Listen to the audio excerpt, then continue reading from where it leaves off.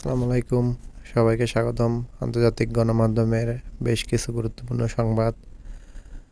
শুরুতেই গাজা গাজা প্রসঙ্গে হামাস ইসরায়েলের যুদ্ধবিরতি আলোচনার সঙ্গে যুক্ত এক ফিলিস্তিনি কর্মকর্তা জানিয়েছে, গাজা যুদ্ধে বন্ধ করতে নতুন প্রস্তাব পেশ করেছেন কাতার এবং মিশরের মধ্যস্থতাকারীরা।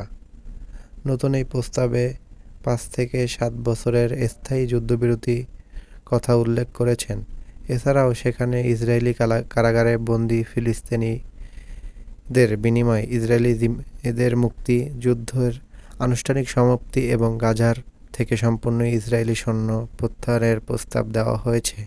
দ্বিতীয় যে সংবাদটি, জনসমর্থন কমছে ডোনাল্ড ট্রাম্পের। দর্শক, চলতি বছর 20 জানুয়ারি দ্বিতীয় মেয়াদে আমেরিকার প্রেসিডেন্ট হিসেবে দায়িত্ব পালন করছেন ডোনাল্ড ট্রাম্প। সেদিন থেকে তিনি একের পর এক নির্বাহী আদেশে স্বাক্ষর করে বেশ কিছু পদক্ষেপ নিয়েছে। এর কারণে তার জনসমর্থন দিন দিন কমছে। বিশেষ করে তিনি যে বহির্বিশ্বে শুল্ক আরোপ করেছেন, তাতেও যুক্তরাষ্ট্রের ভিতরে বেশ কিছু বিক্ষোভ হয়েছে।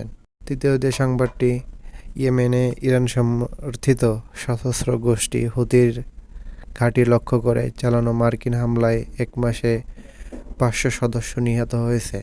যুক্তরাষ্ট্রের কয়েকজন কর্মকর্তা এমন দাবি করেছেন। যুক্তরাষ্ট্র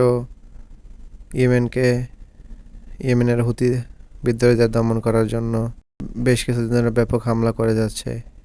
এর ধারাবাহিকতায় হুতিদের প্রায় 500 সদস্য নিহত হয়েছে এমন দাবি করেছে যুক্তরাষ্ট্রের একজন কর্মকর্তা। সর্বশেষ যে সংবাদ, ভারত নিয়ন্ত্রিত জম্মু কাশ্মীরে অন্তনাগর পাহালগামে আতর্কিত হামলায় 26 নিহত এবং 20 জন আহত।